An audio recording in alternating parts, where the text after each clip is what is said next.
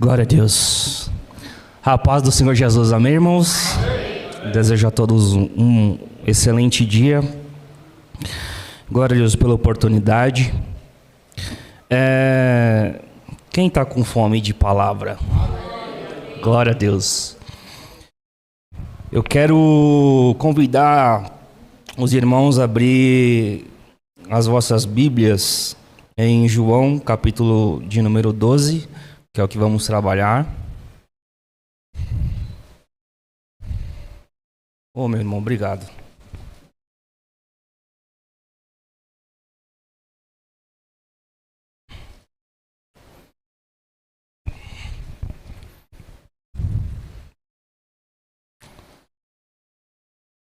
João capítulo 12, a gente vai ler do 1 até o 8. Glória a Deus pela vida dos irmãos, glória a Deus pela reflexão do nosso irmão Marcos. Que reflexão maravilhosa.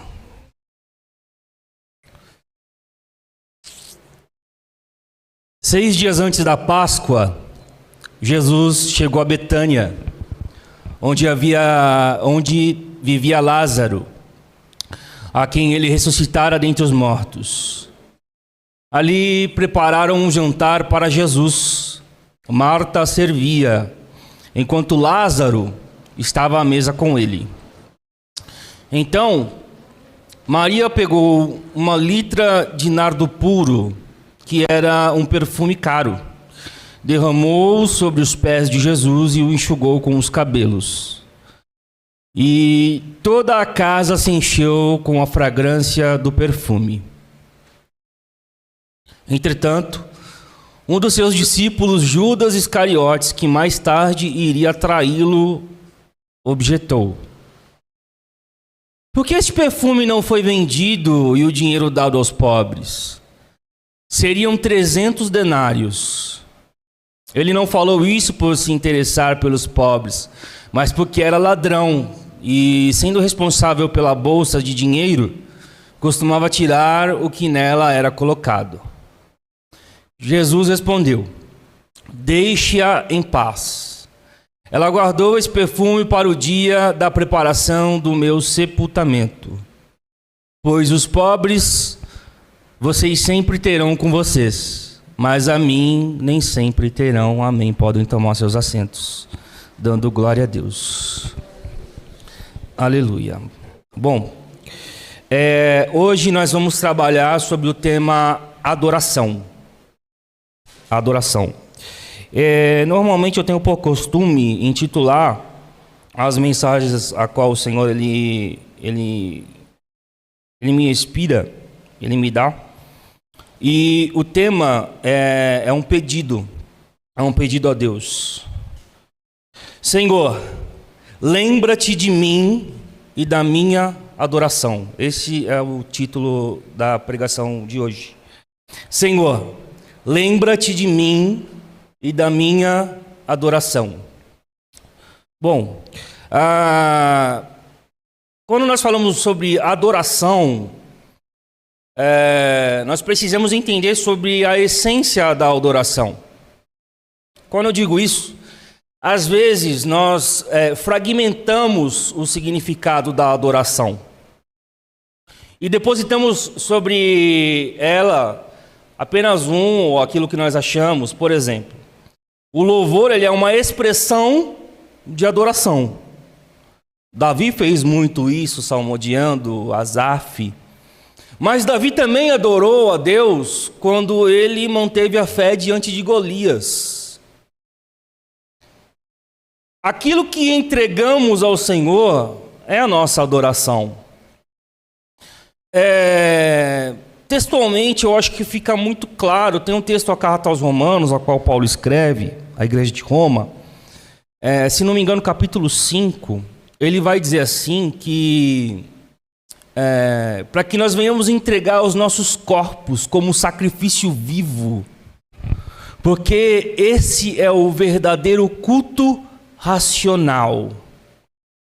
Esse é a essência da adoração. A entrega, e ele fala para que nós entreguemos os nossos corpos como sacrifício vivo. E nós precisamos entender que na cultura judaica, a oferta não era entregue somente de maneira monetária, mas principalmente haviam as ofertas a quais trabalhavam-se sobre os animais. Para que a gente possa entender, por exemplo, sobre oferta, vamos ao princípio. Gênesis 3. Gênesis 3 ou 4. O primeiro assassinato. Nós entendemos que Caim assassina seu irmão Abel, e muito está ligado à oferta. E aí tem um ponto interessante, que a Bíblia vai dizer assim: Deus rejeitou a Caim e a sua oferta. É o que ele estava entregando, e não só o que ele entregava, mas como ele entregava. E aquilo que entregamos a Deus é a essência da adoração. E de maneira prática, o Senhor colocou no meu coração trabalharmos sobre a história. Se reuniram e decidiram matar Jesus. Isso a gente vai entender a partir do capítulo de número 11, versículo de número 45. Eu não vou ler versículo por versículo, porque são mais ou menos uns 10 a 12 versículos e vai tomar muito tempo. Mas o contexto é o seguinte: após a ressurreição de Lázaro, existe dois tipos de partido. As pessoas que creram, os judeus que estavam presenciaram o fato da ressurreição de Lázaro, os que creram ou começaram a crer em Jesus, e aqueles que foram falar aos fariseus, aqueles que foram comunicar o que tinha acontecido aos sacerdotes, aos principais sacerdotes. E no meio dessa questão, a Bíblia diz que eles se reuniram e fizeram uma reunião para saber como eles iam matar a Jesus Cristo. Porque a intenção deles não era só apagar aquilo que Jesus fazia por causa tão somente dos milagres. Mas o medo deles é que o poder fosse arrancado da mão deles pelos romanos por causa de Jesus. Então era um outro tipo de interesse. E Jesus sabia disso, porque a Bíblia diz que Jesus, após a ressurreição de Lázaro em Betânia, ele se retira para uma cidade mais calma, chamada Efraim. Isso tudo está em João 11. Depois, quem quiser meditar, João 11, a partir do versículo 45. E a Bíblia vai discorrer sobre o assunto, e ele vai se retirar com os discípulos para uma outra cidade mais sossegada, justamente por causa disso, porque ainda não era chegada a hora dele se entregar. Outra informação importante é que era chegada próxima da data da Páscoa. Era chegada próximo da data da Páscoa. E essa informação, a gente precisa entender que na tradição judaica, na data da Páscoa, todos iam para Jerusalém. Todos os judeus de todos os lugares iam para Jerusalém fazer todo o processo litúrgico no templo. Então havia muita gente, haviam curiosos pela fama de Jesus Cristo, haviam os sacerdotes, e o sumo sacerdote planejava matar Jesus Cristo. E o último versículo, coloca por favor, querido, só o último versículo para a gente ler, de João 11. 57, se não me engano, isso. Presta atenção, O chefe dos sacerdotes e os fariseus, porém, tinham ordenado que, se alguém soubesse onde Jesus estava, o denunciasse para que pudesse prendê-lo. Ora, quando nós lemos esse último versículo, entendemos que ele foi para Efraim e se retirou, nós podemos imaginar que ele agora é um fugitivo. E a gente entende que um fugitivo, ninguém tem prazer em estar do lado. Vocês concordam comigo? Ninguém tem a mínima intenção de estar do lado de uma pessoa que é procurada pela justiça. E aí faz conexão agora com o capítulo de número 12. E o capítulo de número 12 começa... Pode deixar aberto para a gente aí, por favor? E aí agora a gente vai trabalhar segundo essa introdução rápida que eu fiz. Lá no 6 dias antes da Páscoa, Jesus chegou a Betânia, onde vivia Lázaro, a quem ele ressuscitara dentre os mortos. Ora, ele sai de Efraim agora, ele volta para Betânia. Ele volta para Betânia e nós vamos entender o propósito, justamente entendendo o ato de adoração da irmã Maria. João, quando ele escreve o Evangelho, ele tem um ponto de dualismo. Ele sempre vai fazer algumas comparações.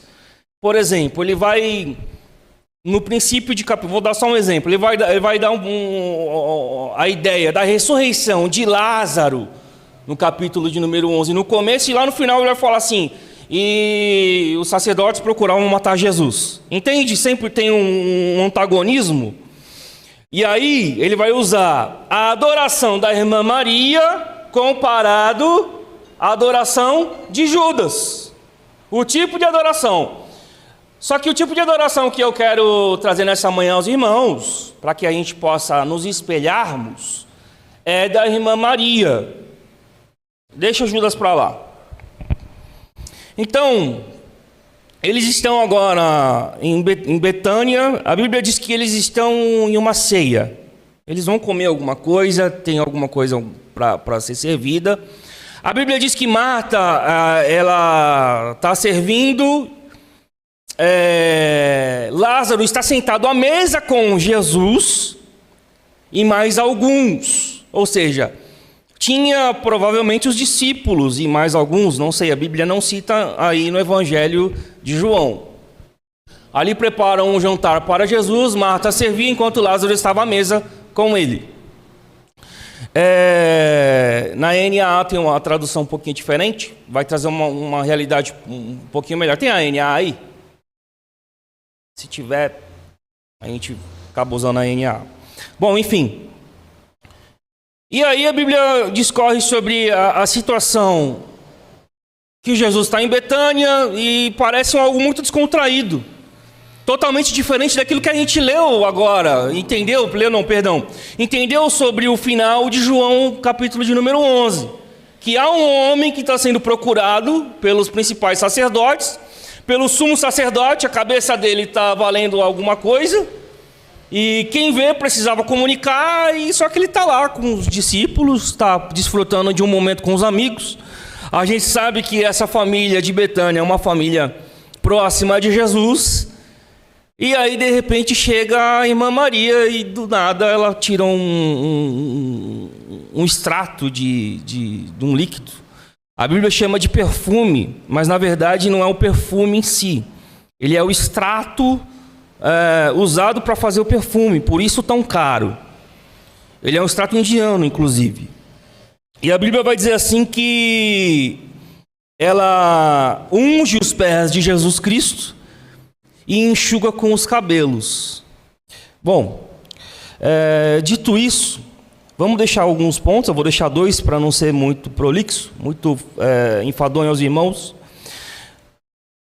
Para que a gente possa entender a profundidade da adoração da irmã Maria, a gente precisa entrar num contexto histórico-cultural daquela época para que haja uma profundidade maior. Então, o primeiro ponto que eu quero abordar aqui é o seguinte: a nossa adoração precisa romper barreiras. A nossa adoração precisa romper barreiras. Então, o ato de Maria em derramar nardo nos pés de Jesus e enxugá-los com seus cabelos foi profundamente transgressor para as normas socioculturais da época. Mais do que uma simples demonstração de amor, foi uma ruptura explícita com as expectativas sociais e religiosas sobre o comportamento feminino e o decoro público. Este gesto de Maria desafiou múltiplas barreiras. Primeiramente, as normas de gênero da sociedade. Óbvio, naquela época a mulher, ela não era vista como nos dias de hoje, nem respeitada como nos dias de hoje. O valor da mulher era totalmente contrário. Eu não digo isso denegrindo de maneira alguma, né? E Jesus ele tinha uma ideia totalmente contrária também da ideia sociocultural da época, e aí a gente já vai entender o porquê. Então esse gesto de Maria desafiou múltiplas barreiras. Primeiramente, as normas de gênero da sociedade judaica impunham restrições significativas às mulheres, especialmente em ambientes públicos e mistos. Uma mulher ajoelhar-se diante de um homem que não era seu parente próximo ou marido, tocar seus pés e mais ainda usar os cabelos para enxugá-los, era considerado um ato de extrema audácia e para muitos impróprio ou até imoral. Os cabelos de uma mulher eram frequentemente mantidos cobertos em público, e desvendá-los em tal contexto é uma quebra de modéstia e decoro. Adicionalmente, a oferta em si, um unguento caríssimo, e a forma como foi aplicada desafiavam a lógica de um bom uso dos recursos. Existe uma ferramenta para quem estuda sobre a interpretação do texto, chamada exegese. A exegese, ela abrange toda a barreira sociocultural, histórico-cultural, fala sobre a tradição, para que a gente possa compreender e entender, lendo o texto, com a cabeça da época. Por que eu quis trazer isso? Porque o fato de João trazer para nós, com detalhes, que ela lavou os pés de Jesus com nardo puro, e que ela enxugou com os cabelos, para a época, publicamente onde ela estava com outras pessoas, aquilo era algo terrível. Aquilo era algo transgressor à cultura do local, das pessoas. Então nós precisamos enxergar que a adoração de Maria, ela vai além de entregar um perfume caríssimo. Nós não podemos só enxergar no texto que há uma mulher que estava muito grata por Jesus ter ressuscitado o irmão, e ali ela entregou o perfume de maneira emocionada, e só não foi isso. A adoração de um cristão, ela reflete muito do seu relacionamento com Jesus Cristo. O seu tipo de adoração, a sua entrega de adoração ao Senhor, ela reflete o seu relacionamento com Deus. E o relacionamento com Deus é algo progressivo, é algo construído. Quer ver?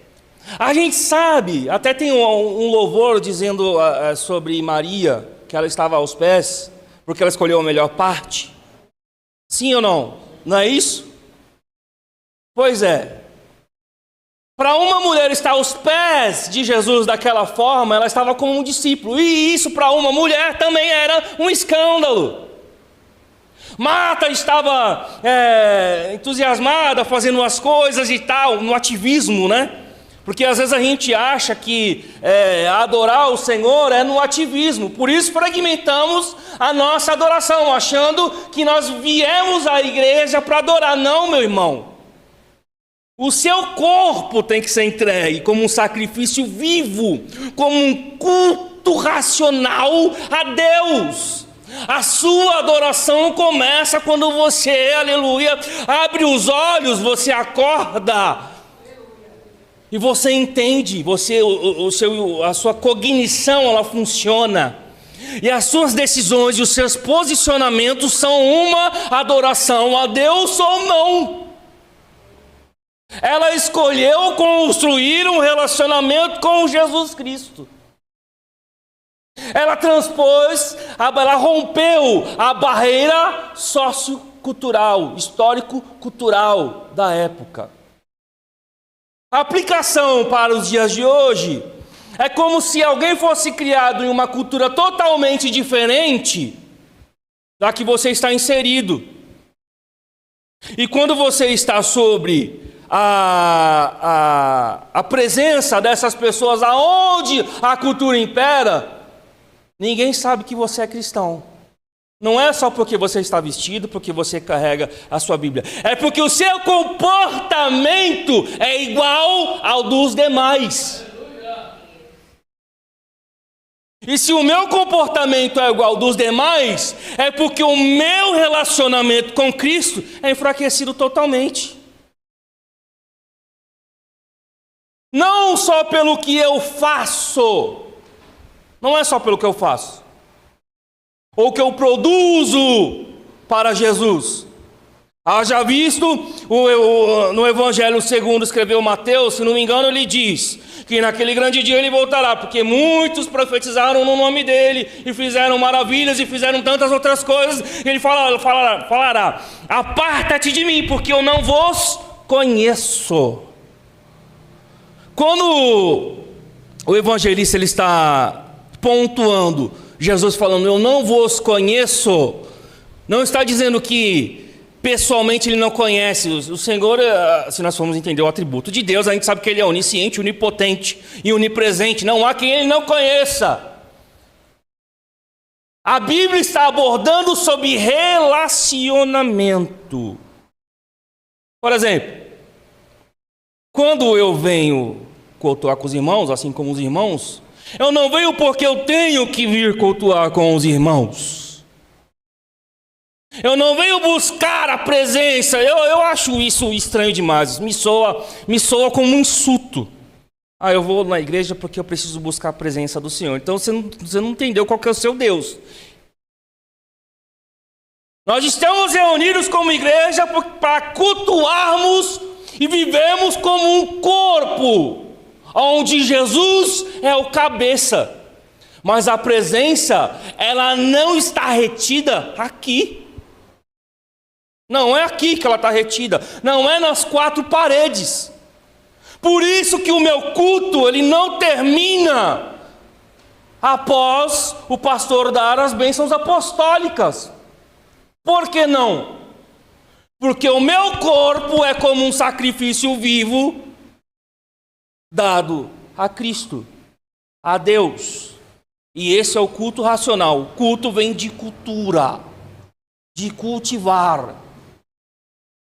Bom, Maria, ela transpõe algumas barreiras. Ela cria um vínculo com Jesus. Não só um vínculo de amizade, mas um vínculo de relacionamento profundo.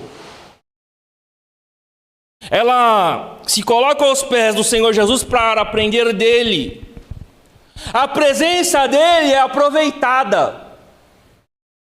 Não só como uma arca na minha casa, como um objeto de decoração. Sabe quando a arca foi para a casa daquele irmão, lá no Antigo Testamento, e parece que não aconteceu nada na casa do irmão? Não foi isso? Eu sei lá o nome dele, eu não sou bom de memória.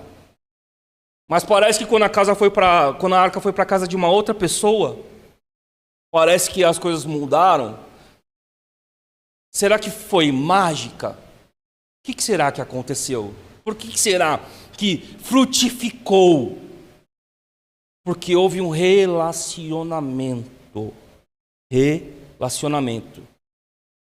Bom, Maria, ela transpõe todas as barreiras. E a gente vai analisar agora alguns pontos sobre a adoração de Maria. E eu quero aplicar isso para a gente. Então, esse segundo ponto, a gente vai trabalhar que a nossa adoração precisa ser relevante diante do nosso Senhor. Quem é o nosso Senhor? Jesus Cristo. A nossa adoração precisa de ser relevante diante do nosso Senhor. E como que a gente vai entender isso? Entendendo um pouco sobre a adoração de Maria. Bom, a nossa adoração precisa ser como de Maria. Como é que foi a adoração de Maria? A adoração de Maria, ela foi intencional. Ela foi subserviente. Ela foi incalculável. Eu poderia pontuar aqui dezenas de fatos que a gente encontra nesse texto. E eu vou explicar o porquê.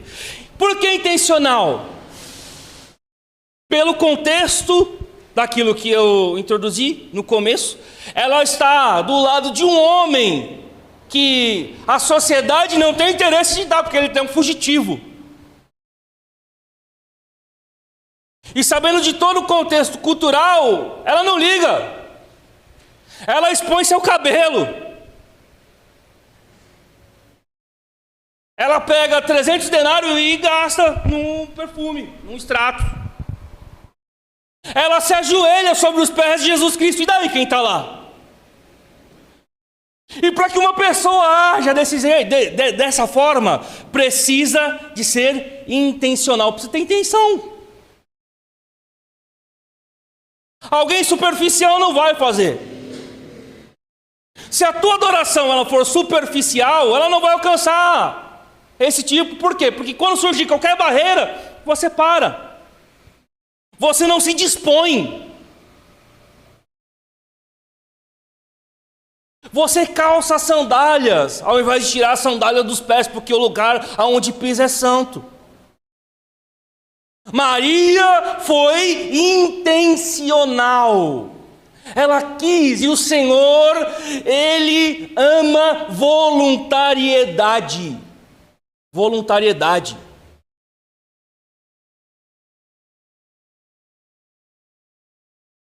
A gente não pode amar a Deus pelo que Ele vai fazer, mas por quem Ele é. De quem a gente pode falar, biblicamente? Jó. Jó ele vai totalmente contrário à razão. Ele não perde só os bens, ele perde os filhos. Todos, de uma vez só. E ele adora a Deus. Eu não estou falando que ele foi lá e ele adorou cantando e coisa e tal, não. Ele adorou a Deus não blasfemando contra o Senhor. Aleluia. Como nós adoramos a Deus quando alguma coisa é tirada de nós? Nós precisamos ter intenção de adorar a Deus. E nós só temos a intenção de adorar a Deus conforme o nosso relacionamento. Vou dar um exemplo. Alguém aqui tem intenção de ir numa casa onde não é bem recebido? Alguém aqui tem intenção de ir em algum lugar? Participar de alguma confraternização, alguma coisa, onde você não conhece ninguém? Você fica destacado, você fica meio sem graça, você fica meio de lado, escanteado, você não se comunica, você não cria vínculo, porque não há relacionamento. E aonde não há relacionamento, não há intenção. Maria foi intencional na sua adoração. A nossa adoração precisa ser incalculável. Presta atenção aqui, ó. A Bíblia diz assim, que ela derrama sobre os pés de Jesus um perfume, um produto, um extrato, que valia 300 denários. 300 denários valia praticamente, era quase um salário de um ano.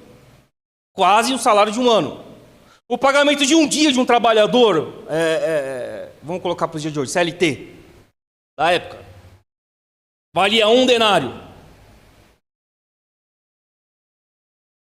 Ela pega aquela quantia, ela compra o perfume e ela coloca só um pinguinho, ela derrama. Eu não estou falando aqui que você precisa entregar todo o seu dinheiro, não é isso. Mas pensa comigo, acompanha meu raciocínio. O que é o nosso trabalho?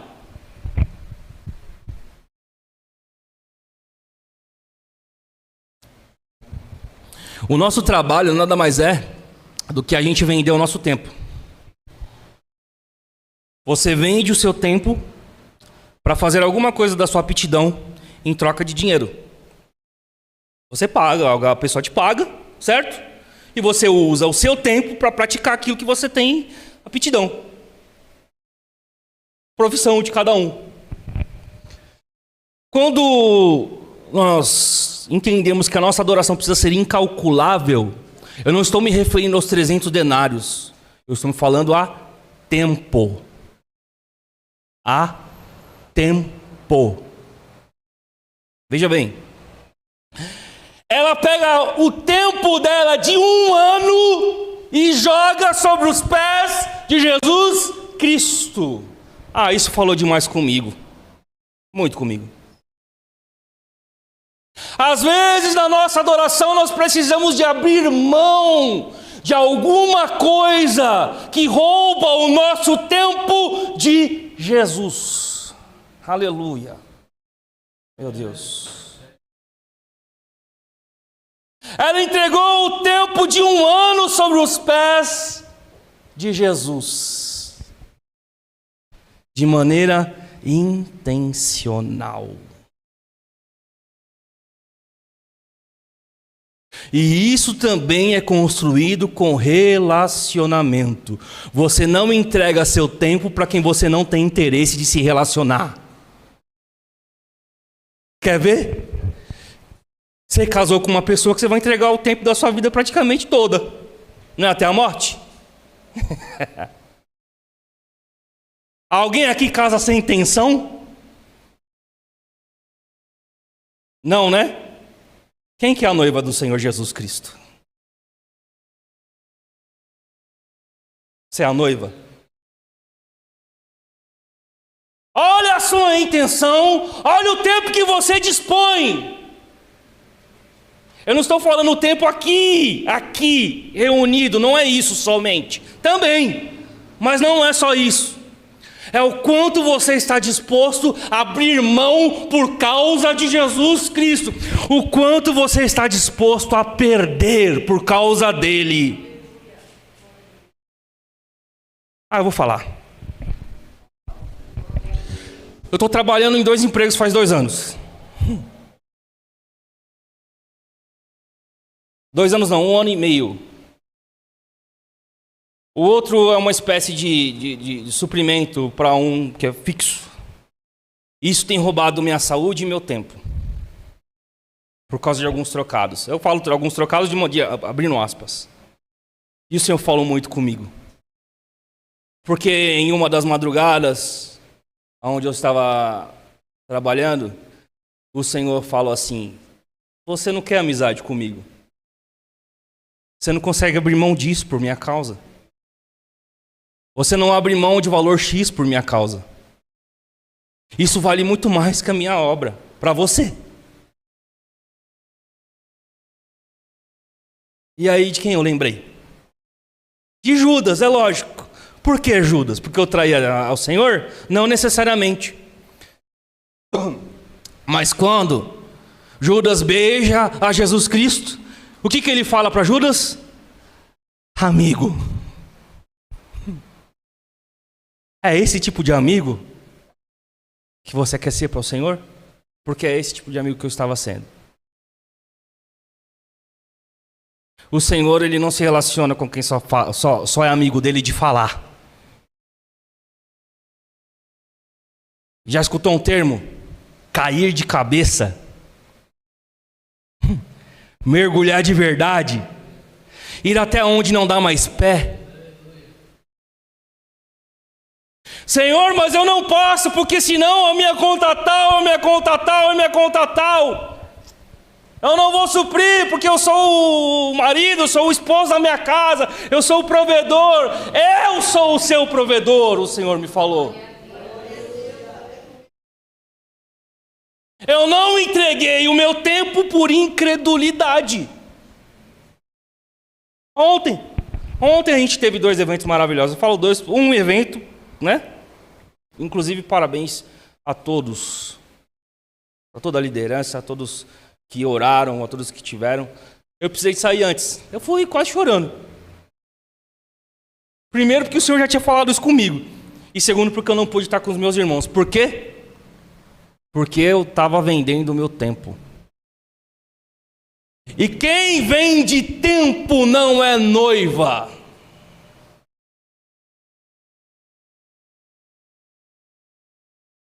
Quem vende tempo não é noiva. Quem vende tempo é meretriz. Às vezes a gente se prostitui com o nosso tempo. É forte, não se escandalizem. Eu não estou falando de maneira pejorativa. Mas às vezes nós prostituímos o nosso tempo. Deixa eu sair daqui, senão eu não vou conseguir terminar. A nossa adoração precisa ser profunda. A Bíblia diz que Maria ungiu a Jesus. E Jesus disse que ela estava ungindo para o quê? O sepultamento. Você acredita que teve marmanjo que andou 3 anos com Jesus e não conseguiu entender o propósito? Teve gente que andou sobre as águas e não conseguiu enxergar o propósito. Mas Maria, aleluia, ela estava em um estado de sensibilidade e não de superficialidade. O ato dela de unção, glória a Deus, fez com que nós entendêssemos que ela enxergou algo que os próprios discípulos não conseguiam entender. Sabe o que é isso? Relacionamento. Porque tem coisa que o Senhor só vai dar aos mais próximos. Você conta da sua vida para estranho? Apesar que hoje em dia a gente publica algumas coisas pessoais, né? Eu falo a gente, entre aspas, tá? Ela teve uma adoração, ela doou uma adoração profunda. Não era algo superficial. Ela fez algo daquilo que ela entendia, que ela via. Ela preparou o Senhor, o corpo do Senhor para o sepultamento. Enquanto o próprio Judas, por exemplo, e alguns demais estavam, não, mestre, não vai morrer. Não. Agora não, como assim morrer? Não entenderam o propósito. Não entenderam o propósito. Por que não entenderam? Porque foram superficiais. A nossa adoração não pode ser superficial. Eu não estou falando somente de ter a melhor voz, porque isso é dom. Eu não estou falando somente de ter a melhor oratória. Eu não estou falando dos seus diplomas de teólogo na sua parede. Eu não estou falando sobre isso. Eu estou falando de relacionamento, de viver dia a dia, de chorar aos pés do Senhor, de derramar o seu tempo com intenção e qualidade. Aleluia! Eu estou falando de acreditar em projetos que já julgavam falido, mas onde o Senhor colocou a mão e tem resgatado e tem levantado tijolo por tijolo. Aleluia! Neemias, de crer, que falou: Senhor, o Senhor pôs a mão do Senhor, então a minha vai também vai junto, porque a gente está fechado junto. Intencionalidade, profundidade, subserviência.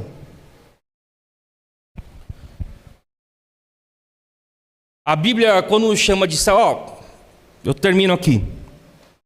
A nossa confissão de fé, às vezes, é deturpada por falta de leitura. A nossa confissão de fé não está em confessar a Cristo como o único e suficiente Senhor e Salvador. Eu não estou falando que Ele não é.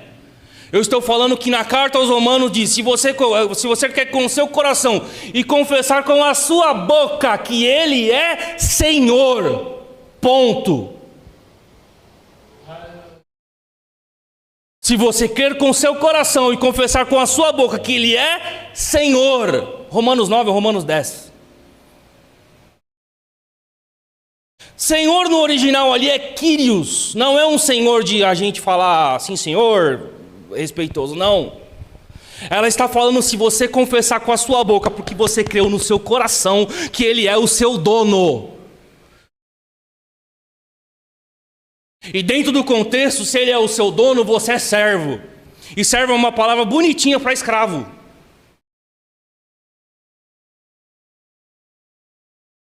Quando a gente entende o processo da redenção, queridos, a palavra redenção, dentro do contexto bíblico, é uma palavra comercial. A gente vai ver isso em Levítico, se não me engano, ou Números.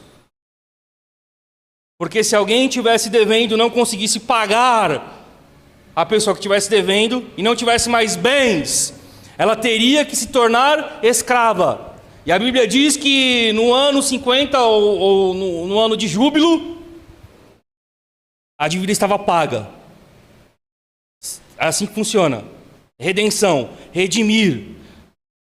Ou poderia vir um parente e comprar a pessoa daquele a quem ele estava devendo. Pagar a dívida da quem a quem ele estava devendo. Agora lá em Efésios, capítulo de número 1, versículo de número 4, se não me engano, a Bíblia vai dizer que nós fomos adotados em Jesus Cristo. Nós somos adotados em Jesus Cristo. E isso nos faz da mesma família. Não só nós e Cristo. Sendo da nossa família, Ele pode o quê? Nos redimir, porque Ele é o nosso parente próximo. Oh glória, aleluia. Aí a Bíblia vai falar que com preço de sangue Ele te comprou, aleluia. E Ele te tirou da mão de Satanás. Oh glória, louvado seja o nome do Senhor. Isso é redenção. Ele não te comprou e lhe deu a liberdade de falar, não, tudo bem, fica livre. Ele te comprou para Ele. A Bíblia diz que nós somos propriedades de Deus. Nós somos propriedades de Deus. Assim a Bíblia diz.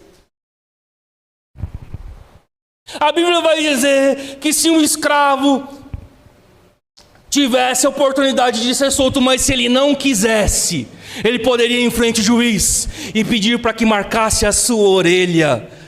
E aquela marca na sua orelha, furasse a sua orelha, e aquele furo na sua orelha significava que ele queria continuar sendo escravo daquele Senhor. Aleluia! Assim somos nós cristãos. Nós temos uma marca, que é o Espírito Santo, louvado seja o nome do Senhor, que mostra aquele a quem nós somos, de quem nos é dono. Isso é redenção. Isso é redenção. Ele é o nosso dono. Ele é o nosso dono. Louvado seja o nome do Senhor. Eu quero concluir. A adoração de Maria revela que a verdadeira adoração reconhece o valor supremo de Cristo e responde com entrega total. O gesto de Maria antecipa a morte de Jesus e declara de forma simbólica que Ele é o único digno de toda honra e toda glória antes da crucificação. Aleluia! A entrega de Maria mostrou que Ele é digno, Ele é o dono da honra, Ele é o dono da glória, não só porque Ele morreu por nós, mas por quem Ele é. Eu não amo minha esposa pelo que ela tem a oferecer para mim. Eu amo porque amo. Com um defeito tudo. E ela a mim.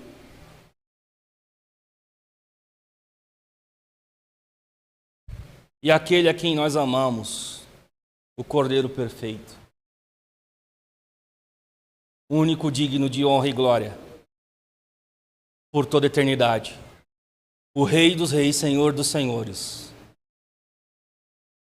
Eu termino aqui e convido os irmãos que não se satisfaçam com a adoração de vocês.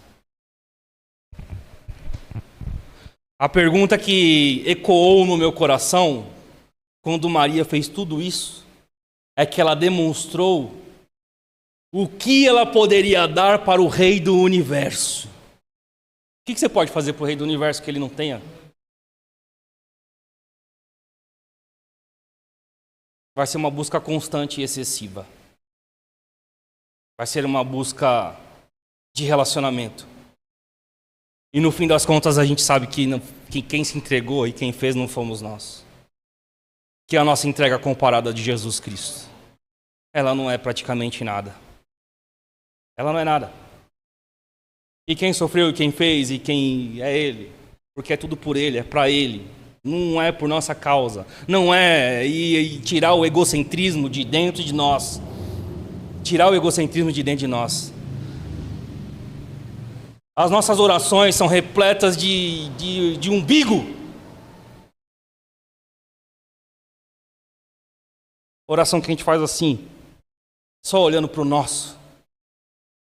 De petições como se fosse o Papai Noel, mas ele não é o Papai Noel, ele é o Papai do céu. Orações para que a vontade do Senhor se alinhe com a nossa. Olha que ousadia. A fé não constitui em eu pedir para o Senhor e Ele fazer e responder do jeito que eu quero, mas constitui de eu negar a mim e me alinhar com a dele, sem que eu queira. Às vezes, sem que eu queira.